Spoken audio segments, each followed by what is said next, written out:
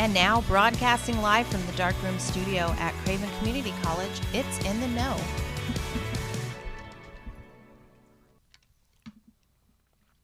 Hey everybody, welcome to In the Know. I'm Craig. Good morning, I'm Megan.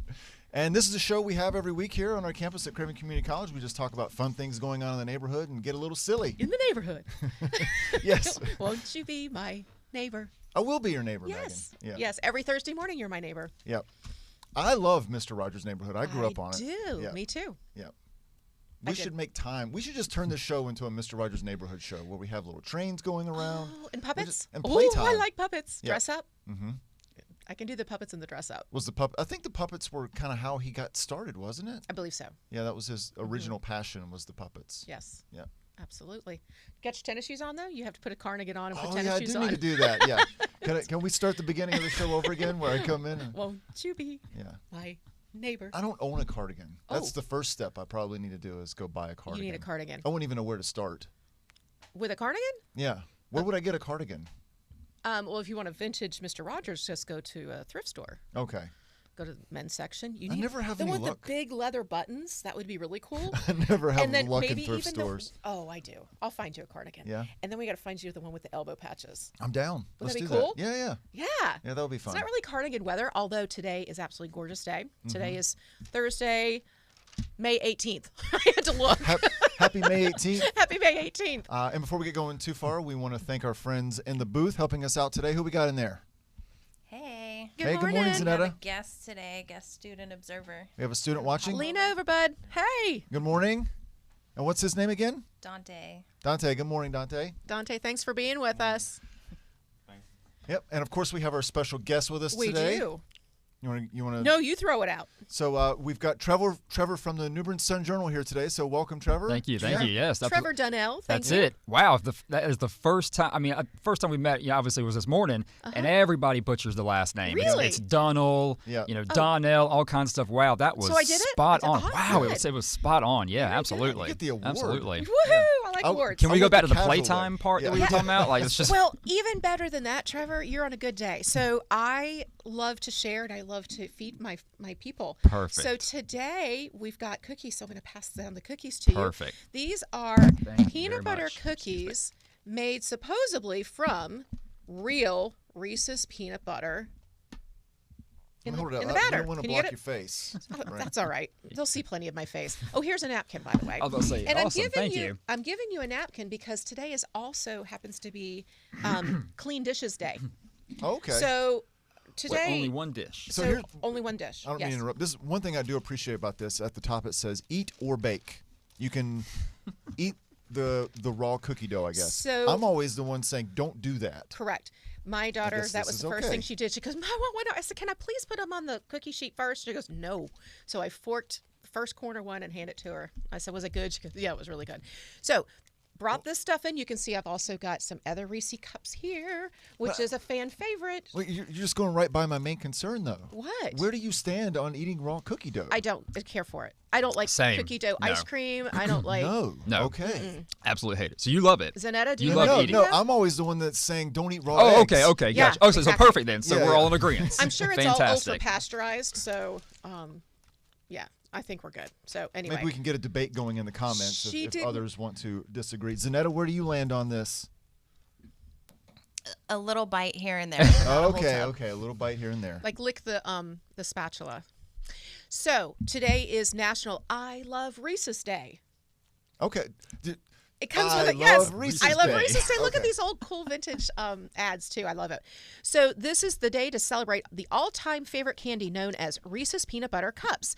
It's the top list for best-selling candy today. It was created by H.B. Reese in 1928. He actually was a former Hershey Company employee. He started in 1970 working for Mr. Hershey on the dairy farm, and then he moved to the candy factory in the 1920s. Well, while he was at the candy factory, he started getting some ideas of how he could produce candy. And so he actually started making candy in his basement. And he started by covering almonds and raisins with Hershey chocolate. So that but guess what? It was a bust. It was a total failure, but he would take them and then he would put them in little bags and try to sell them. But because of the chocolate and trying to sell them around, it would melt and it just wasn't Sure. what they needed to do. So, It was nicknamed the penny cup because it was a penny per cup. And he later died in 1956. He sold his children. He had 6 boys. His children sold the H.B. Reese Candy Company in 1963 to the Hershey Chocolate Company for $23.5 million in stocks. Wow. Okay. Want to take a stab what it might be worth now? I don't know if I mean, back you said 1950s. 1956. I can't imagine what it would be now. They say more than $1 billion. Wow. Now, World War II actually helped boost this wonderful sugar delight because he could create more peanut butter, which was not rationed. Chocolate and sugar was rationed during World War II. So he was able to take this to the top. So he stopped creating all of his other chocolates and focused on this one. That's right, because didn't we say on one of the episodes where people were putting peanut butter in bread or something like that as a substitute? Yes. Yeah. Oh. During the ration. Wow, really? Ooh. Yep. So also, these are gluten-free. Did you know that? I didn't. So the ones that are the holidays, so your pumpkins and your Easter eggs, are not gluten-free. But most people say they taste better because the peanut butter ratio to chocolate is higher on the ones that you get for the holidays. Believe that, yeah. Yeah. You know who made these guys famous? The Reese Pieces? Yeah, E.T. E.T. Guess who the director of E.T., which was Steven Spielberg. Steven Spielberg, guess what he wanted E.T. to eat instead? Oh, that's right. Wasn't it raisins or something? M&Ms. M&Ms. And Mars said no. Oh, wow. And so this was kind of an unknown product at the time, and it shot it through the roof. Wow. So good for E.T., the extraterrestrial little giant. The importance of product placement. Yeah. Yes, Huge. it is. Timing. And the largest peanut butter cup known in the world, it was 444 pounds. It was in L.A., and they used a kiddie pool as the wrapper. I love it. Isn't that awesome? Yeah. So Reese's peanut butter cups always make me think of my dad. It's one of his favorite candies, sweets. I know my mom's watching, so shout out to Dad. Hey, Mom and Dad. But that was one of the gifts that we used to get him consistently. And it started with, just a couple of these, and then you get the longer sleeves. And then probably by the time I was 10 or 12, he was getting them like this. The big, giant yeah, big ones. Yeah, Like you get at Cracker Barrel. Yeah, so we have numerous Christmas morning photos of my dad sitting there With the holding, massive, holding a Reese cup. That's like this. awesome. Or when they came out with the Easter bunnies that were filled with the peanut butter. That was always that was a good one too. So this is one of my favorite treats actually, is chocolate and peanut butter together. Mine too. So. It is. It's refreshing. Oh, so Marie Minster, who is one of our fan favorites. Hey, Mary. She gave me one that's sugar-free, so 0 sugar here. This is Reese. I don't know if anybody's interested in trying it. You interested in trying it? I'm interested in the one that you were talking about earlier that Craig had to try. This is one I was unfamiliar with. It's called Reese's Puffs. Okay. I get to try one. What do you think is going to be the puff? I hope it's not the marshmallows that we I were thought talking the same about thing. before we went Yes. on air. I thought maybe it was marshmallow fluff also, but it's puff. Marshmallow puff. Puff.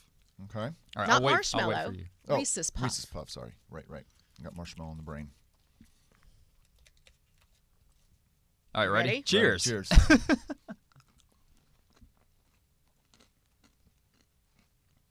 What is it? What is that? It's cereal. The little Reese's crunchy cereals. Okay. Those little puffs. Okay. Little Reese Puffs. But it's surrounded by chocolate and peanut butter, so it doesn't really stand out on its own. So you get Correct. the crunch. You get the It crunch. is. The crunch Okay. will throw me off. Little yeah. crackle. So that being said, the Reese's That's a lot cup, of sugar. That's good. Right in the wave. the Reese's Right after cup that. product line actually has over 100 items, and those include cookies, like we have, spreads, cereals. My favorite. Now I'm telling on myself. I love the Reese Blizzard. A Reese Cup Dairy Queen? Blizzard, yes. Yeah. So 100%. my friend Melissa and I, we would go work out, and then we would go to Dairy Queen afterwards. I know that was counteractive, but it was really good bonding. No, you work out so you can go to Dairy Yeah, Queen. that's where you have the treats. Exactly. Yeah, you've earned the treat. I earned the treat. So anyway, did you enjoy? I did. Thank The you so cookie's much gone. for It being was here. Oh, he's very still working sweet. on his though. cookie. It was. It was very Yeah. sweet. But I mean, at the end of it too, I kind of got a little bit of the cereal. I mean, you said the chocolate, the peanut butter is kind of masking it a bit. But yeah, right at that last little bit was a bit of that cereal. So yeah. Yeah. I mean, that was interesting. That's definitely something more for kids. Like I think Sure, most yeah. adults aren't going to want to have a regular dose of cereal No. crunch in their Reese's. Yeah. I couldn't give that to my kids Would more it than turn twice. would it turn your milk orange? I wonder. Or that creamy. Oh yeah, it would. Like the Definitely. like Like the Cocoa Puffs would turn it right, chocolatey right. looking. Every once in a while, we'll get cereal as a treat in the house. Usually, it's more traditional Cheerios or something like that. But then treat cereals come in every once in a while, and Reese's Puffs Is that is really? one of them. one Okay. of the They requests. does turn the milk orange. Cool. Yeah. Yeah, Cool. interesting. So, do you guys have you ever watched the series Food That Made America? Have you ever seen that I one? don't think so. Okay, so I think it's on Discovery Channel. Don't hold me to that. It's either Discovery or History. I can't remember. But it's a great show. And there's one in there that talks about Reese's developing the candy in his basement. And there was he had a lot of financial hardships, which was another reason why he was trying to create more as a side gig. And I mean, he had creditors all over him, and he was just like bailing until he actually made it. So I love a wonderful success story, and good for his family for living the high life off of daddy's working in the Right. basement. That's not very unlike Caleb Bradham's story, right? Correct. I mean, he struggled for years, and finally the recipe took off, but not really until after he was gone. Right. Yeah. Yeah. So, but anyway, if you have a chance, those are really cool. The Food That Makes America, or Food That Built America, I think is the series. It's really, Interesting. really interesting. Yeah. Yeah. But it talks about all the people that have like started fast food places and how it's changed our American lifestyle. Right. And pop culture and advertisements. And I mean, it's really, when you start looking at it, it's not just the story of somebody's history and beginning. It's really like, wow, we really, where it has taken us so far. Yeah. So, McDonald's chain is what I think of when you think of something like that too, because it was beginning as a fast food joint, right? And then it wasn't really the idea as they grew. It was more of a franchisee kind of thing, and more. I don't know if this was true or not, but they were talking about more of it was a real estate thing, I guess, and they Yes. were just trying to buy out more real estate and grow that way and things of that nature, and how that's changed, in good and bad ways, I would say too, throughout the country too. So I mean, Yeah. Yeah. I There's wonder if the that's movie up with there. Michael Keaton, I think the founder. or The something founder, like, yeah, right? which- And then there's the documentary, Super Size Me. I think I don't know if y'all saw I've that seen one. Super Size Me, Oh yeah, yeah, That's that's funny. interesting. That's Yeah. have you seen it? I haven't. No. It gets interesting. Oh, wow. Yeah. A guy lives off of McDonald's for what was it, 30 days, 30 right? days, nothing Breakfast, but lunch, and McDonald's. dinner. And any time that they asked if you wanted it supersized, he had to say yes. And they asked almost every time that he got McDonald's, yeah. And he just, supersized fries, supersized Big Mac, supersized drink. So do they do like a pre-test blood test and a Yes. post-test? Yes, all of and- that. Yeah, Yes. he did a full panel before he started. And the results were? Oh, it was not Awful, good. awful. I Oh. think he Very bad. stopped. Didn't he stop like on the 20th day or so? Because it was just felt so killing bad? him almost. Yeah, you can't eat that stuff all the time, but Yeah. it basically was Yeah, it wasn't hurting good. his health. Yeah. Yeah, I don't think he lasted the 30 days. Wow. But There's another one of the series on there that talks about like the Colonel and Kentucky Fried Chicken. cool, yeah. And how he was like traveling in the back of his car, and he would stop at gas stations, and he figured out how to make that recipe with a pressure cooker.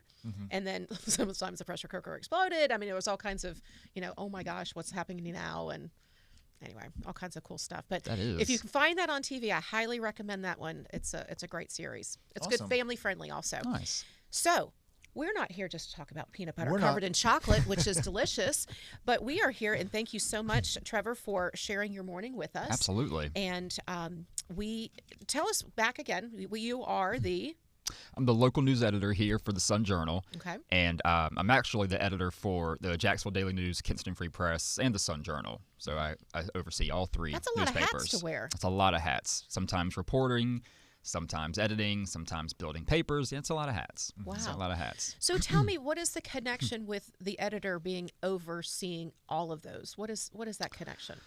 Basically, I started off as a reporter there, and the gig as the local news editor has kind of shifted over the last couple of years, because it used to be every newsroom had their own local news editor. And as time has gone on, we've had to adapt through the old company to the new company too. But my position there, and I guess I would say why they wanted me in that position, was because I'm a local native. I've been born here. Or I was born here. I grew up here. 32 years here. So Went to Craven as well, Went to Craven, right? Yeah, graduated from Craven as well, and so I have, I guess, a history here, and I kind of know the area a little bit more. So I would say, that's probably the closest connection, to have one person over all three. Because again, it used to be, three different people.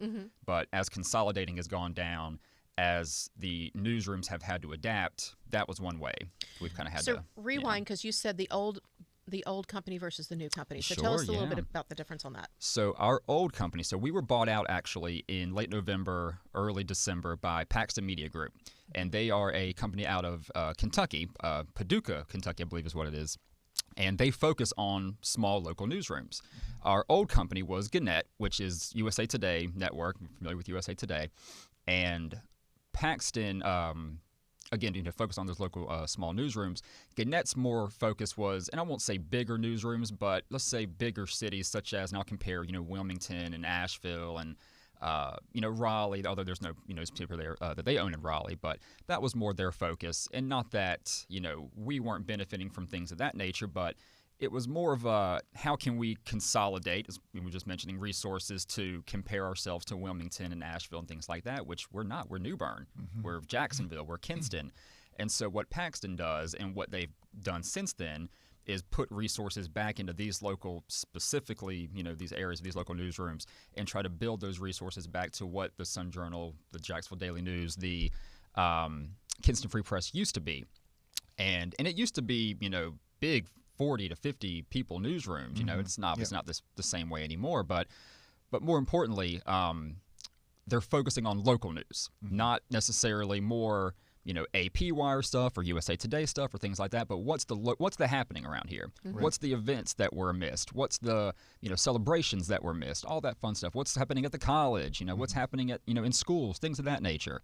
That's the stuff that I would say has been missed over the last a couple of years or so, and that's been their focus, and so far it's been great. It's been absolutely wonderful. Yeah, and I would say I've certainly noticed that change since the change in leadership there, and since you were bought out, because there's just more local news stories in there. You're making space for it. It's not that people weren't providing you info previously. For sure. It's just you were kind of limited on what you could fit in there, or what the mandates were, right? But now I've seen that opening up a lot more and seeing more events happening, or local events showing up in the pages. Yeah. I guess for more people in the community who want to know how they can let you know what they're doing, or what would you prefer they do? How would you like to get that kind of information? So we can email. My email is tdonnell@newbernsj.com. Send us a direct message on Facebook, on Instagram. We're trying to grow social media as well too. I wish I knew my extension to my phone number. I'm trying to get my phone number fixed right now as my office phone number. I wish I knew that. But all of that will be, put in the paper too. But I mean, right now, I would say any kind of email. We don't have a local news desk email like we used to have, because it used to be, obits and local news desk and advertising and things like that. So pretty much anything that's going through me right now is getting dispersed to the reporters, and tips and ideas and things like that. And people still find ways to get in touch with us too. I mean, even my personal Facebooks and Twitters and social medias and things like that. So, which has been interesting, because I think my 1 year anniversary of being the editor is coming up in June.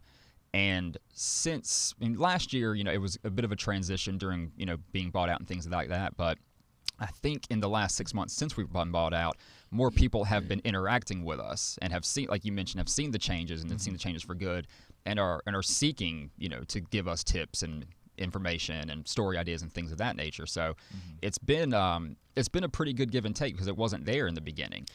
Trevor, I know that hard copy delivery to your driveway subscription has gone down significantly, and digital has gone up. Where do you see as this change in community? Because we do have a population that likes to read the paper in the morning. Sure, yeah. So where do you see the trend moving? Where are you trying to make some changes, or do you see this digital world continuing to grow exponentially? I think the digital world is going to continue to grow exponentially. Okay. I couldn't tell you when, print would continue, if it would continue to decline. I think it depends on the area too. And to be honest with you, I think it could go, back up. I think there could be days of, because right now we're at a 3-day publication, for print. But online, news stories every day, posting every day, social media every day, updates, things of that nature, emails, all kinds of stuff. But as far as print goes, it started, when Paxton bought us. I think we were at 6 days, and it went down and cut to 5, and then now it's cut to 3. And 3 kind of seems to be that sweet spot right now, just for this area, Jacksonville. Kinston is 1 day, and Kinston's a weekly paper. And we've compared that to something that's going on in Burlington right now, which they've been a weekly for, I think, forever, but they are a very successful newspaper down there. And not necessarily a similar area, but how they're able to go about building it, staying relevant, staying active in the community is something that we're trying to do in Kinston.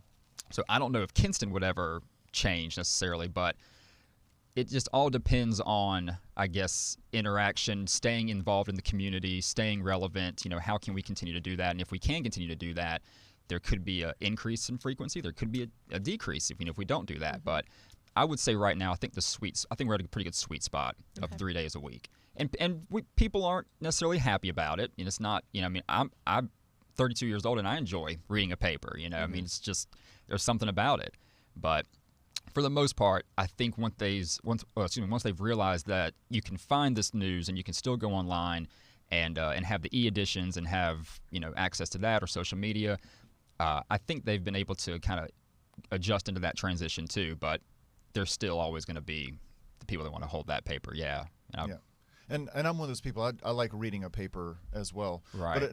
But it's that balance of you want to maintain relevance as a community paper. Right. But if you've only got the resources to be able to actually fill the pages of so many editions a week, you've got to have more people who would want to buy a paper edition. Right. Because if you do it the other way, then you've got paper editions that are full of news that people will say, this doesn't relate to me. Right. Or if it's too old or things of that nature. Sure. Yeah.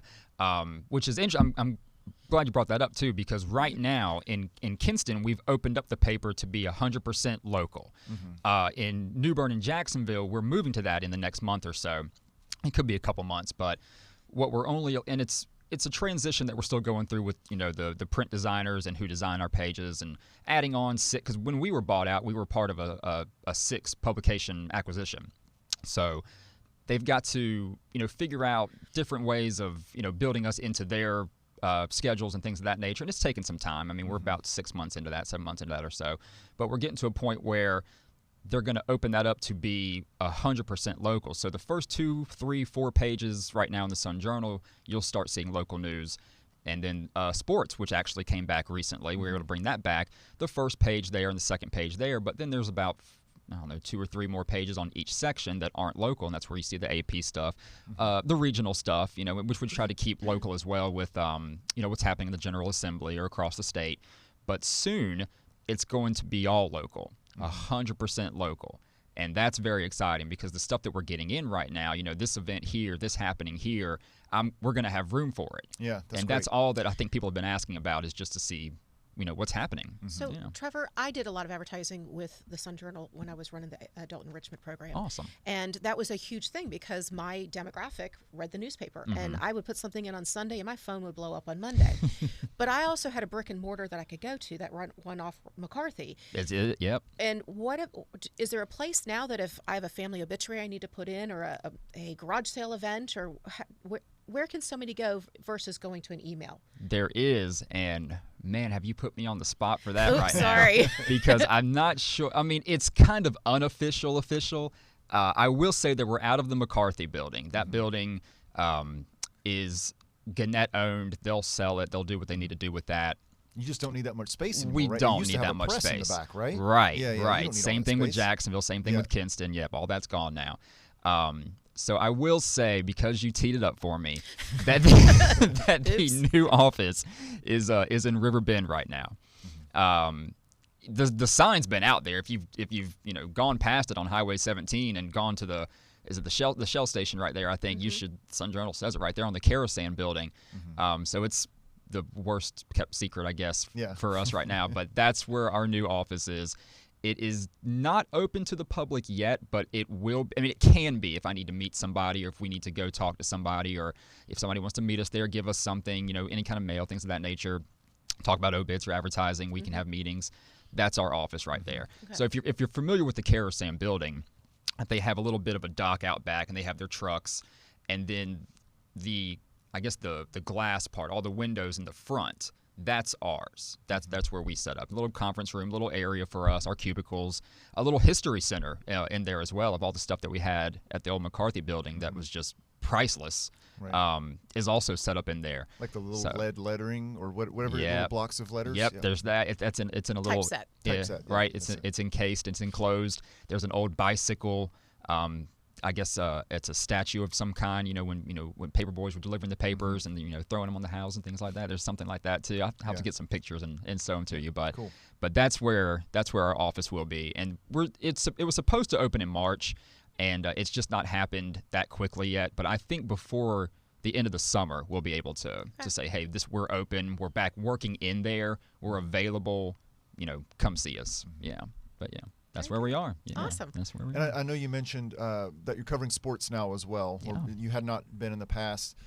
What's the response been to that? Because it seems like when it comes to local papers, that's a place where people like to see their kids and the team photos and the action shots from the games and all that stuff. Yes, it's been fantastic. Yeah. It really has. I played sports in high school, and I enjoyed, being done with the game and finishing up a game and did I get in the paper? Is my stats in the paper? Where's it at? And normally not, because I wasn't very good. But it's fun to look though. Right. I was like, maybe I might be in there. I did have one game. Now you can put your stats in there anytime. Right. You I'm want gonna do it right? every single time. Back in 2008. Yeah. But no, it's been fantastic. That was one of the most enjoyable editorials that I've ever written for the Sun Journal. It was fantastic. I know what's been going on the last 3 years, and I know it was hard during COVID. I mean, COVID hit newspapers really hard. COVID hit the newsrooms really hard too, and it was something that I know wasn't taken lightly here to remove sports. And when we were able to bring it back, it was just a joy. Because I had heard it from coaches. I'm friends with a lot of coaches around here, a lot of teachers, things like that. Why aren't you covering this? Why aren't you doing that? We don't have anybody. I can't get out there myself to do it. We just don't have it. But I was waiting to make that announcement until I knew that I had a team of about 2 or 3 people to actually cover sports, and I do now. I have a gentleman who's doing kind of the New Bern, West Craven area, sometimes Pamlico, and I have another reporter in Havelock who's just doing Havelock stuff. And then anytime we need to pick up something else, I've got another guy in Pamlico as well that kind of helps us out with that too, and all freelancers, things of that nature too. Sure. But committed and all interested in helping build sports back up here. So so far it's been fantastic, and we actually have a very interesting story today. It was former New Bern head coach Bobby Curlins won 3 state championships in football here for New Bern. He won 1 at Bertie, I think, when he was a coach, and 1 this past year under head coach Torrey now. He's retiring, and that's stuff that we were unable to get to in these last 3 years that people missed and enjoyed and wanted to celebrate. And so being able to celebrate that, it's a huge win. Yeah. Oh man, it's great. Yeah. That's great. Any stories coming up in your next edition you want to tease and tell people you got a little scoop on something coming? Or that's interesting. I haven't seen early in the know. Right. So our deadlines are the day before we print. And so we're a day out of that deadline. I haven't seen anything of what we're turning in today or tomorrow, and I'm trying to think of what's in print today right now as well. But no big deal. I don't think there's anything. I didn't know if there was a longer story that you had going on. Nothing too crazy right now. I don't think. I think everything's just been. Budget season. We'll say budget season is certainly happening. We did have a nice column in there from Alderman Bob Brinson, kind of explaining the budget process, and we had a reporter here, Karamia Valentine, who did a little recap on the preliminary budget too. We'll probably do something with the counties as well, just to kind of keep people in the know of what's happening, and especially with the tax reevaluations, recently, how's that going to play out? Are taxes going to increase? Are they going to decrease? Things of that nature. That's pretty much been it. Right around this time, it gets kind of quiet. School's letting out. There's no sports really going on. Right. You're just kind of talking in budget season. Then after July, everything starts to pick up again. You get into school and sports and fall and events and festivals and all kinds of stuff. But it's kind of a slower time right now. Yeah. This might be an odd question, but do you find fun trends, like word trends, or we talk about fun new words that are new in the Webster Dictionary, blah blah blah. Are you finding new fun trends, or some that are just irritating? In what way? Just verbiage, In terms of creating a headline, yeah, I love to try to find fun trends, especially if it's a play on words that I can use or a fun pun or something like that. Love a pun. And I'm trying to think of something that we'd covered recently, and I can't bring it off the top of my head right now. But yeah, it's always a fun way to to interact with people and to grasp the reader's attention too. Because you just want to post something. This is what's happening here on this date. Here's an article. How do you make it interesting? How do you make the reader want to click and actually read that story? So I can tell you there's tons of times where I'm looking through, I'm like, this is hilarious, or this just matches so well. Put this in there. This is the headline. And some of them just happen immediately. But yeah, sometimes they come and go. I guess that would be a good trend right there. But for the most part, the ones that come to you quickly and just write themselves, they're the best. Yeah. Okay, but yeah. What's the one word in the newspaper you are tired of seeing and you're ready for it to disappear? I have to choose one.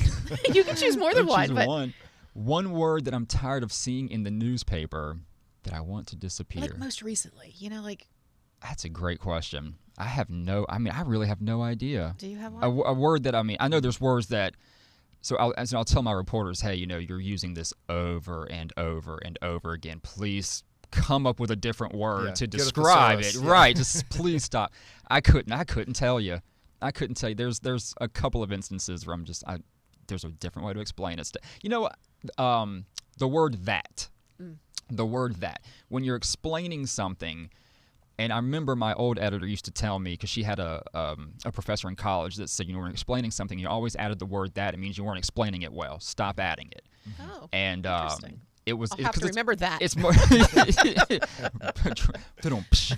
but oh, that's a good one. Don't say and then I say but that was always one that drove me crazy too.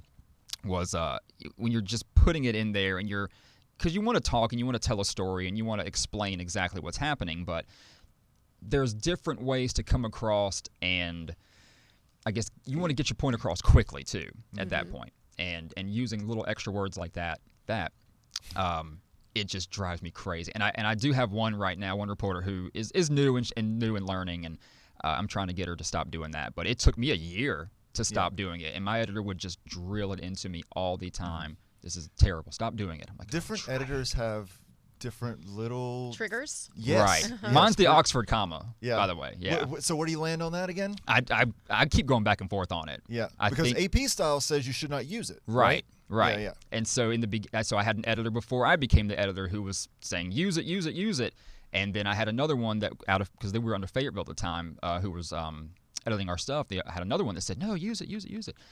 And I don't know. People AP they are. Yeah. They put it in their their social media bios. Megan's the like, Oxford comma. What are you So talking you're talking about like seriously, comma. This was da da da. No, Is that what are you talking like about? a running list. Yeah. Right. So Before and or things like comma and. Right. Yeah. So is it Associated supposed Press to be or style, not? you would not include it. Oh, Right. Yeah. Okay. But in most other styles, you do include it. Right. Okay. Well, good. And now the AP changes all the time too, and they could change that eventually. But they have not changed that one because Right. I think there are some people that are holding on to that to their grave. It is. Yeah. That's interesting. So you'll see it in our writing sometimes too that there could be a story that might have it and might not have it. And it all depends on, I guess, the paragraph, the list, how it's running on, how it's written. It just all depends. I keep going back and forth on it. Yeah. AP drives me crazy sometimes. Yeah. So where do you see it in 5 years? Where do you see that happening?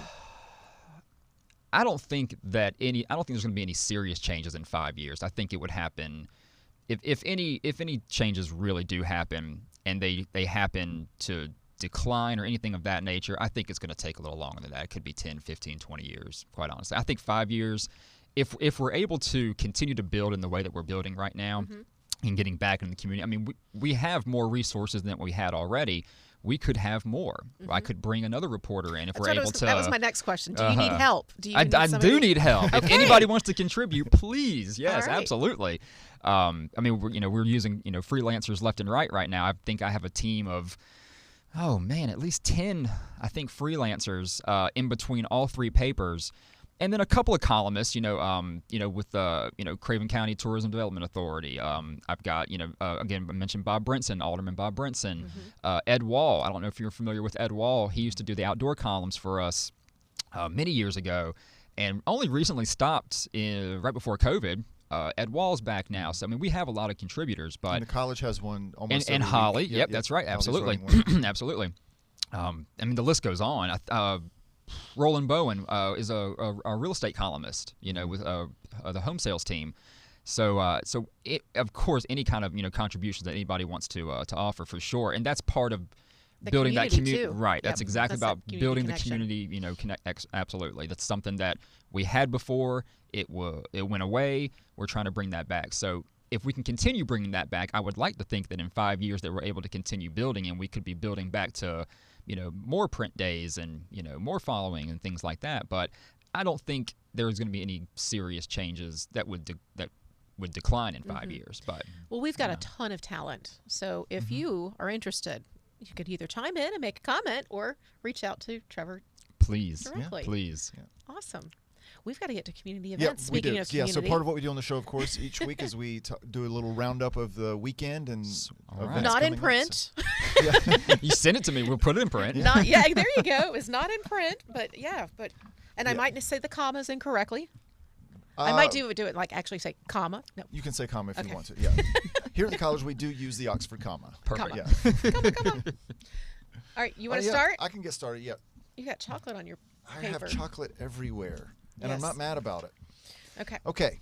The Plein Air Art Festival, May 14th through the 21st, 8 a.m. to 5 p.m. in downtown New Bern. The third annual North Carolina Plein Air Art Festival in historic New Bern begins Sunday, May 14th, and continues through Sunday, May 21st. The 8-day festival showcases 35 nationally and globally acclaimed plein air artists.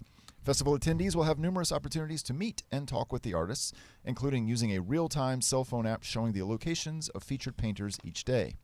In addition, youth and adult amateur artists can meet with the pros and compete for ribbons and cash awards in the annual Quick Paint competition. Festival headquarters, including demonstrations, workshops, art displays, and sales, will be based in historic New Bern's Farmers Market. Very good. Now, I saw this morning on Facebook a lot of local artists just on the streets with their easels, Yeah. and it was really neat. So I saw like somebody was in front of Baxter, somebody else was, there was another one downtown. I can't remember what they were in front of, and then there was another one in front of Eugene Summerall's Marina. The boats. It's just really neat, and the stuff is beautiful. So It that's is. exciting. Yeah. Okay. This evening, 7:30 to 10, North Carolina Symphony's Romeo and Juliet, New Bern Riverfront Convention Center. Enjoy Tchaikovsky's romantic Romeo and Juliet, along with other classical favorites, conducted by Michel de Russo. Tickets can be purchased at ncsymphony.org, ncsymphony.org. And I don't know, do they do it at the door? Do you know about that? No, I've only gone when it was free at the Palace. I don't know otherwise. Okay. I've been to them, but I don't remember. I usually had my tickets ahead of time. I just haven't seen this advertised much, so I'm not sure if what availability is. Speaking of the Palace, Outlander at Tryon Palace, May 20th at 9:15 a.m. to 4 p.m. Calling all fans of the Outlander book and TV series, Outlander is back at the Palace. I still have not seen the show or read the books or anything. I don't know Me anything either. about it. Yeah, here, I've I've got- Calling all fans, I was like, Yeah. I'm not a fan. I've a lot of gotten- people are though. It's Yeah, a they big are. deal. They are. Yeah. I've gotten through about 3 or 4 episodes, but my oldest loves it. She's They actually, I won't. No spoiler alert. Sorry, I'll keep my mouth shut. The historical fiction series features Tryon Palace throughout its story, and you are invited to step foot on the grounds the Fraser family walked. Did I say that right? And walked and learn the historical fact versus fiction you've read or seen on the silver screen. There are 2 different tours. Head to tryonpalace.org to learn about the tours and to get your tickets. Very cool. Concert in the Park, May 21st from 6 to 7 p.m. Union Point Park. Join us for an evening of patriotic and jazzy tunes. Come to Union Point Park and enjoy music right on the river. Bring a blanket or a chair and relax to timeless classics so you can tap your feet. Concert in the Park, May 21st. And finally, the LPGA is going to be on In the Nose podcast on May 25th. Hey, that's next week. Melissa Riggle, who Trevor mentioned earlier, has a column at the Sun Journal, is also with the TDA. She's going to be joining us again to discuss the upcoming LPGA event happening here in New Bern. So you can join us live at 9 a.m. on Facebook or catch the replay on YouTube. And don't forget to subscribe and comment and follow the conversation there. I saw Trevor nodding knowingly when I mentioned that. I don't really know much about it. Have you? We do. I'm so glad you brought that up, too, because we did a story on it back in March, and then we did a recent one I think beginning of May, and that is between May 29th and June 4th. It's called the Ebsen Tour, and it's, I believe, a step below the LPGA Tour, and it's a way for players to get their tour card, basically. And I don't think, if I remember correctly, the winner of this event here in New Bern is going to get their card. I think it's the winner of the end of the tour, things of that nature. There's other ways that players can get their tours, too. But when I was talking to Melissa about it last year, I said, this is a massive thing for New Bern. This is huge. And to do it at Taberna Country Club, which I don't know if y'all played at Taberna Country Club, but it is beautiful. It's a nice, challenging course. It's not too challenging. I mean, it's fantastic. And to be able to build what they're doing, what the Tourism Authority is doing right now, and some other ideas they have, is only bettering New Bern in so many ways. I mean, this is going to be massive for tourism. It's going to be massive for the businesses around here, downtown.